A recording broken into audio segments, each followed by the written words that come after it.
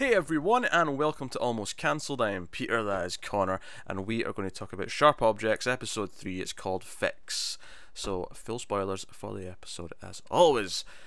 So, I was waiting for Sydney Sweeney to show up from Handmaid's Tale, because I knew she was going to be in this. So when she appeared in this, like in one of the flashbacks, I was like, oh, a Wild Eden appeared. Right? So, it's like, alright. Totally different to her character in Handmaid's Tale. Still quite broken, but in a very different way. Yes. One would say. So we get flashbacks this episode to a time where Camille was in rehab, and she ends up with this girl named Alice, played by Sweeney, who is kind of a roommate, and they're both in there for the same thing, but she's obviously much younger. This is not that much of a flashback, or what I mean by that is it's not an old flashback. It's not like she's a kid or she's a teenager. It's relatively recent. Yeah. She's still Amy Adams, so it's in the last probably 5 years, something in that range. Yeah. And yeah, so we see, and it kind of mirrors, like, and it kind of maybe tells us why she's so standoffish with Amma, because you kind of get right away, okay, this girl's probably going to be dead by the end of this story in the flashbacks, right? And it kind of leads to sort of us to suspect why she's so standoffish with Amma. It's not just because her actual sister dying when she was a kid wasn't really her fault. I mean, she was sick. That was just what it was. But this was a similar sort of troubled girl to, not that Amma's necessarily shown signs of cutting herself or anything like that yet, but in that she's a troubled girl who she relates to, in the kind of bond. Music is a big theme of this show, and I think this episode really kind of drove that home more than any, because she's always been listening to that phone, and we find out in this one that she wasn't really into music before she met this girl Alice. Alice was like, no, the music helps me escape, and she asked the nurse to give her phone so they can listen to some music, and it seems like this is something she's taken from her. This is something that she sort of almost she's letting part of her live on by like adopting this trait almost. And she's that, but also her stepdad too. I mean, we mentioned that he listens to music, but it actually intercuts to him at one point later on, and how he also listens to music to escape. Like, he's quite obviously well off person. He's got this big house. He's got this really top of the line sound system, and he's constantly just listening to very mellow music. He's got the headphones on. He's just listening to mellow music. Not that there's no mellow music. I love mellow music, but I'm just I appreciate that. But he is doing that a lot. From what we see of him, that's his only real pastime. I mean, I don't know what he does for work. If he still works, maybe retired. But this is really all. Other than when he's with Adora and doing husbandly things with her, that's all we ever see him do is listen to music. In terms of work, if I recall, they've hinted that it was to do with the slaughterhouses, the pigs, right? That makes sense. Because they're rich from that industry, so I assume he owns one of them, maybe something like that. Yeah. Well, I think they were rich before she met him, but that's true. But I don't know. He might still be from that industry as well. I can't remember if they mentioned it. But yeah. So we get this big theme of music and escaping with music. And it's funny because I feel like it's like this isn't like negatively portraying music, but I do feel it's a bit colder than what most, like, usually when people talk in like a movie or a show where they use music as a sort of like, oh, music lets you escape and it's like it's good for the soul and all the rest of it. Usually it's very sentimental. It's very loving of the medium, right? Whereas here, it's almost like no, like these people are escaping rather than dealing with what they're going through, and it's actually, it's a crutch that they maybe shouldn't be relying on as much. It's almost a distraction. Just instead of dealing what they should be, they're just doing this instead. Yeah. Because obviously Camille feels guilty because she goes and gets the iPod.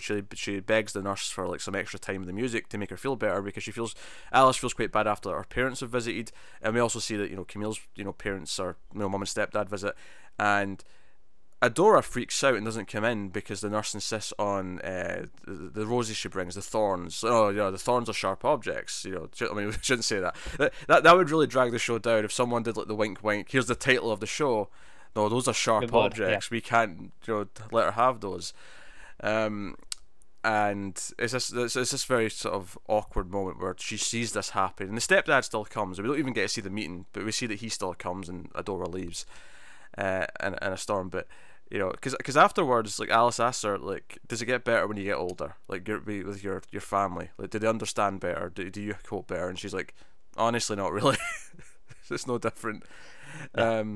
And she's all upset, and she almost does become the big sister here, where she comes over and helps her, and she gets the music, and she's like, let's escape, let's get out of here, and she listens to the music. But of course, those words get sort of turned back on her when she comes back later after she's made a phone call and she's killed herself, and it's like, oh, she that escape wasn't enough. She went for, you know, the great escape, if you will. To, you know, that's a really weird phrase to use in this sense, but It was, yeah. but you know what I mean. Like, she went for a bigger I escape did, yeah. than just the music, and of course Camille immediately goes. She gets a screw out of the toilet seat and uses that. It's not even a great thing to cut yourself with, but she's like desperate. She'll just anything that she could possibly do it with, and she writes the word fix in her arm, and Yeah. and I think what struck me about this is, even though we've seen her body and we've seen that she does think about this, we've seen she's got a history with this. This is the first time I think we've seen her actually just be like desperate to do it. Like, she has to, like an addiction where she just has to do it right here and then. Yeah, because as much as, you know, she's in a bad place in the present day, that we're watching, I think it's clear that she's in a slightly better place than she was here, because, I mean, she's out of the facility for a start. They released her because she was showing signs of improvement. You'd have to imagine. You would think, And yeah. we've seen her like idling over the words, you know, and maybe, but we've not seen any serious intent to harm in the present. Yeah, I think that's, to me, that says that she's probably not actually that much better. Maybe appeared she was, but this illness, this desire, is just something that's always there. And obviously certain things bring it to the surface, and sometimes it's a bit more subdued. But Yeah, I think maybe she's a little better at controlling it now, because, like I say, you know, as much as it's on her mind a lot, we've not seen any desire to, you know, really do it in the present. Not yet. I feel like, I mean, we saw her toying with it with the needle and so on. Yeah, exactly. That's what I mean, though. But Yeah. she's thinking about it, but it's not like this where, you know, she just had to do it. But I feel like it'll be like that until she has to do it again. Oh, probably, yeah. I feel like we're going to get to that point. We're going to get to that point where, well, why aren't she going to stay with it? Maybe she'll stop herself. Maybe that'll be the big dramatic point, and she will stop herself before she does it, and maybe that'll be a big moment for her. But I feel like we're definitely building to that in some capacity. But, you know, whether she does it or she stops herself, but she's going to have this moment soon in the present where she's going to go for it, and, you know, so in the present day, obviously I think the probably the most intense scenes probably come from Amma, who she's out drinking. She comes home. She actually crashes into the Rosies, her mother's Rose. After they get found by the police. Yes, and Camille kind of spots her coming in and actually goes out to help her and make sure that, you know, the mum doesn't hear, and brings her into the room. And Amma is very drunk, and she's sort of opening up, so, oh, we've got a sister, and she's being all kind of like, you know, affectionate, you know, as a drunk person would do. Now, we've been sort of sensing there's a darker side to her since the start of the show, I think, with all of her, you know, the way she kind of admires Camille, the way she does have this secret life almost from what her mother sees. And this is the first time I think it gets almost sinister at one point, to the point where I'm like, because obviously during the episode, Camille says, oh, you shouldn't be out, you're the same age as the girls who are going missing. But later on, with the scene with Willis, the detective, I actually thought, I don't know if you should be worried about her being the next victim. I feel like you should be worried about her picking the next victim at this point. She's getting kind of intimidating here, and not in like a super like dangerous way, in the same sense that like a scary like killer would be, just in the sense that the way she is in that scene is very confrontational. It's basically the asshole teenager who's trying to prod every single button she possibly can to get a reaction. I think so. She almost feels like the school bully kind of level. Yeah, but she's trying to do it with two middle-aged people, which is really a bizarre scene to watch. Yeah, I think it is worth noting that she's maybe, you know, the school bully type, because obviously we know the two girls who have died have been the losers, right? Yeah, her words as well. Yes, her words, and you know, I know you said, oh, you know, maybe we should worry about her picking the next victim. Maybe that's not completely untrue, but not consciously going, oh, you know, them. Oh, but sure, yeah. like maybe somehow she's inspiring the killer to pick the next victim, even if she doesn't know she's doing it. Yeah. Yeah, no, I could see that, and it's because I think what's interesting about a scene like this, it's a very awkward scene, but not in the same way. Like if this was like her making fun of another kid her age, it'd be awkward because you'd feel bad for the kid. You don't feel bad for Camille or Willis in this scene. Like they're adults. They can take it, right? They can take the sitting in a tree. So, yeah. They can take all that. But it's more the awkwardness of watching her make this fool of herself. Even if her friends think it's funny, like it feels just kind of pathetic, and it's I think it's an interesting dangle, like or tether that Camille's on, where it's like she doesn't want to get close and try and help because of what happened to Alice, but at the same time, not stepping in and helping is like basically creating. Because I think one of the things in this is that clearly Adora blames Camille and is worried that Camille might be a bad influence on Alice. When it seems like even with like Camille not there, Adora's kind of created another version of the same person, like independently. Amma growing up in that house, because she at one point Amma asks her like, would you have done this when I was your age? And the impression we get is that she probably would have. She probably was a bit of a rebel when she was a teenager. She kind of says yes, doesn't she? And she starts talking about, do you know about all the guys? And she starts bringing up her sexual history, and she tells it to shut up, and it doesn't go any further, but. Again, you tell that she's about hitting some points that maybe this was some self-destructive behaviour that maybe led to whatnot. And because we know she's at least been cutting herself since college, probably before that. But she mentions that she's not been able to wear a skirt since college. That was in the flashback, because she says to Alice, "You're lucky you can still wear a skirt." And Alice says, "Oh, I made a promise to myself never to go below this height." And she lifts up her skirt a little bit, and you can see that she literally has like a cut off. It was like just above her knee. Yeah, it was like it was like 3 inches above the knee, which I think is, I think it's supposed to be a dark thing because schools for girls' skirts, it's usually 3 inches below the knee.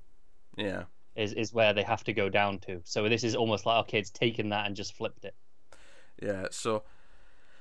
Yeah, there's a lot of really interesting character stuff in this episode, and I enjoyed the stuff with Amma. I think she's becoming an interesting character, especially when Camille follows her to the slaughterhouse. And it's funny because Camille reacts like she smells something when she's following her to see what she's doing, to see what Amma's up to. And there's a bit of like almost like a noir chase where she's following her, and instead of like losing her through the streets, it's like all these like turns in the slaughterhouse and the pigsties and all that. Yeah. With all the gates, and it's very weird. She's there, and she the guy who works there gives her a pig, and then she follows him out, and she seems to notice Camille at the end because she sort of looks back at her.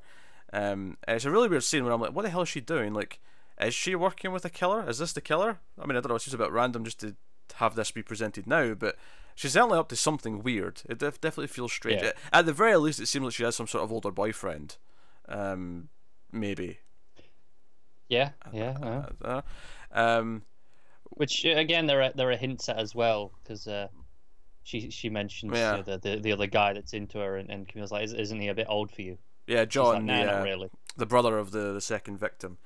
Because she goes back and talks to Nash, the dad of the first victim, who accuses John. And then John's really curious about what he said about him, and is the whole thing.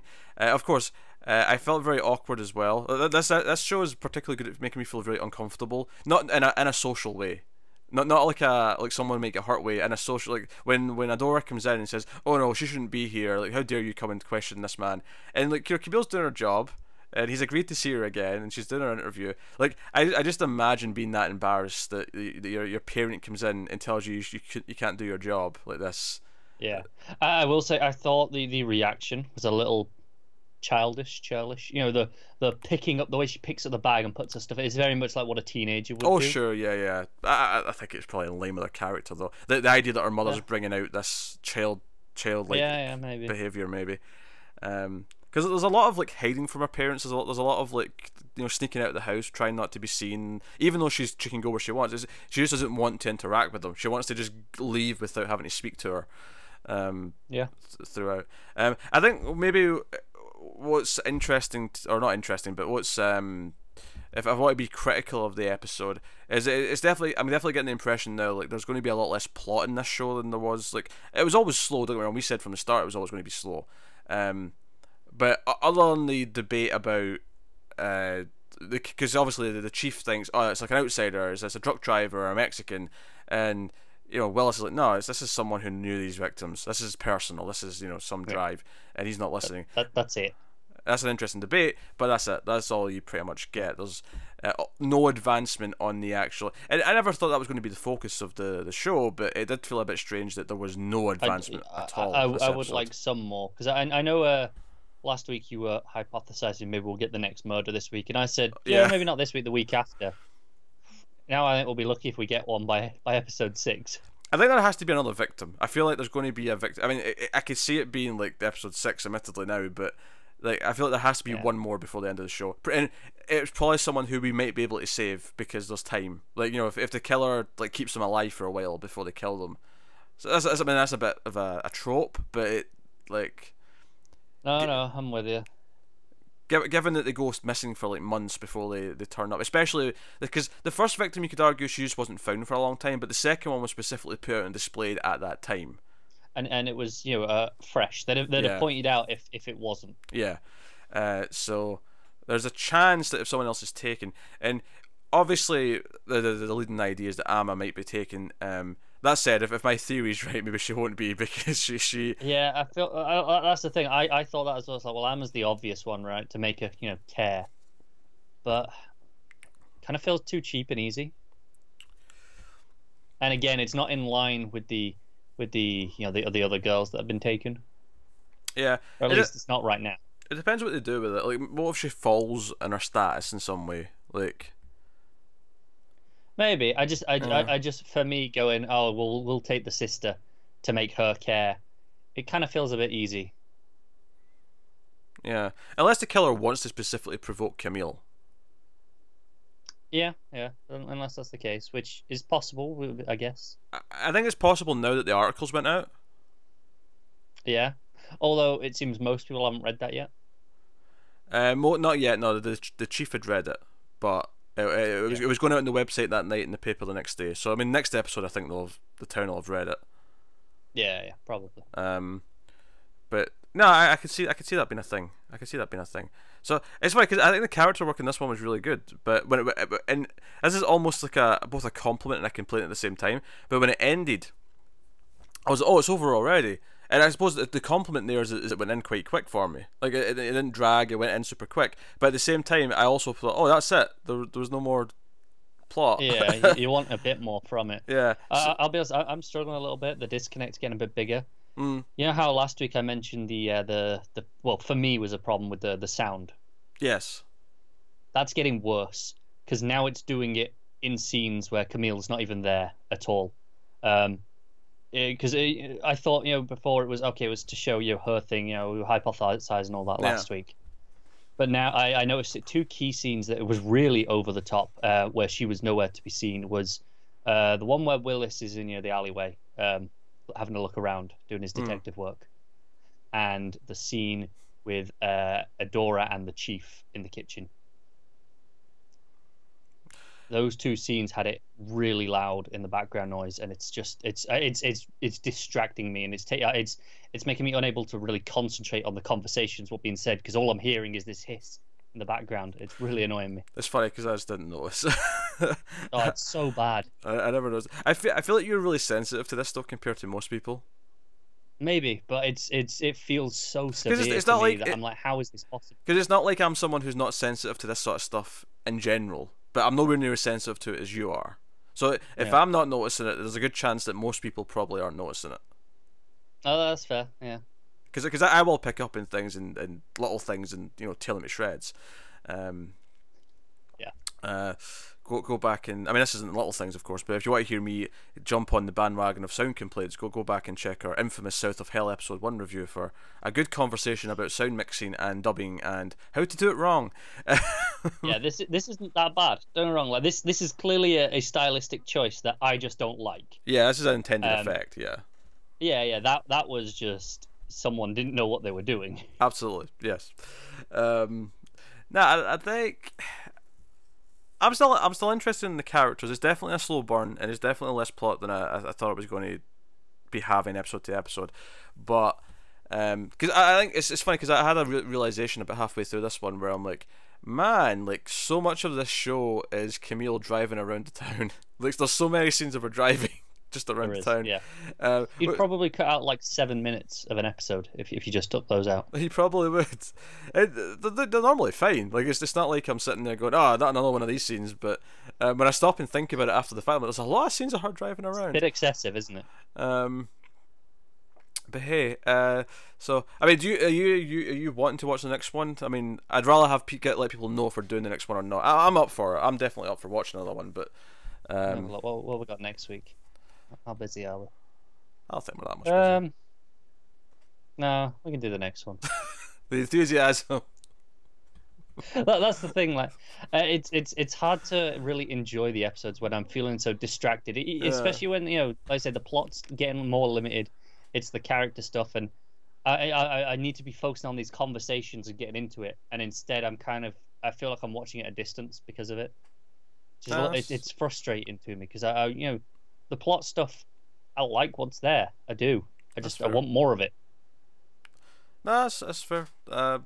We'll check it next week. I still think the style is really good. I still think the character exploration stuff's really good. But specifically now that we're getting more of Camille in like other events in our life, I like that it's painting like why she treats certain characters a certain way in a different light. Like now I'm like, okay, right, I understand why she's the way she is with Amma now. Like it makes a bit more sense beyond what it was before.